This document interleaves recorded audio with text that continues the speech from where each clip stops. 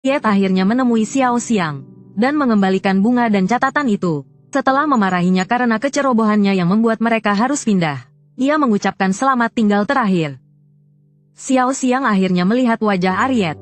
Hanya sesaat, ia langsung terpesona. Kau cantik sekali. Kami sudah memutuskan untuk pindah. Karena ketahuan manusia, peminjam harus pindah tempat jika ketahuan. Kau bilang meminjam, yaitu mengambil barang tanpa ketahuan. Kebutuhan hidup dari rumah manusia. So tiba-tiba merasa bersalah. Seharusnya dia tidak memberikan dapur itu pada mereka. Tapi kemudian dia memberitahu Arieti bahwa kaum mereka semakin sedikit, menjadi ras yang hampir punah.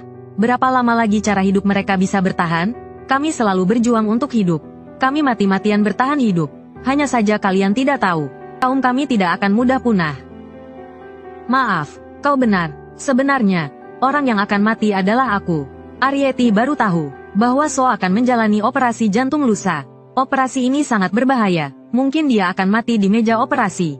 Dia sudah menyerah untuk hidup. Dia ingin melindungi Arieti selama dia masih hidup. Tetapi malah menjadi bumerang, memaksa Arieti untuk pergi. Apa penyakitmu seserius itu? Percakapan mereka dilihat jelas oleh pembantu dari kejauhan. Kembali ke kamar, dia tanpa sengaja menemukan linggis So yang tertinggal.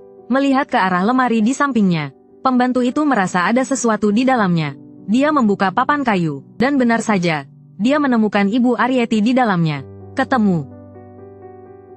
Mendengar teriakan itu, Arieti tiba-tiba menyadari ibunya mungkin dalam bahaya. Dia segera pulang untuk memeriksa, tapi ibunya sudah ditangkap oleh pembantu. Pembantu itu memasukkannya ke dalam stoples, lalu menutupnya dengan plastik pembungkus.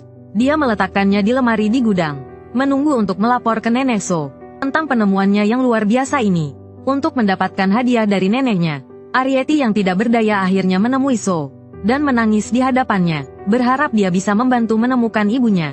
So setuju, dia tahu tempat yang paling sering dikunjungi pembantu itu.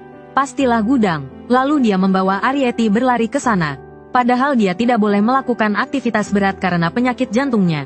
Tapi meskipun terengah-engah, So tidak berhenti. Semakin cepat dia menemukan Ibu Arieti, semakin cepat mereka terbebas dari bahaya. Setelah sampai di gudang, So segera mencari. Tapi saat itu pembantu datang. So segera mengalihkan perhatiannya dan memberi isyarat pada Arieti bahwa lemari belum diperiksa. Arieti cepat-cepat ke sana, dan benar saja, dia menemukan ibunya di balik deretan stoples. Dia menggunakan jarum pentulnya untuk melubangi plastik pembungkus dan menyelamatkan ibunya dari stoples. Setelah pembantu pergi, So menyusul, tapi Ibu Arieti ketakutan lagi saat melihat So. Setelah menenangkan ibunya, Arieti terus menatap So, meski tak bisa mengucapkan terima kasih. Matanya penuh rasa syukur.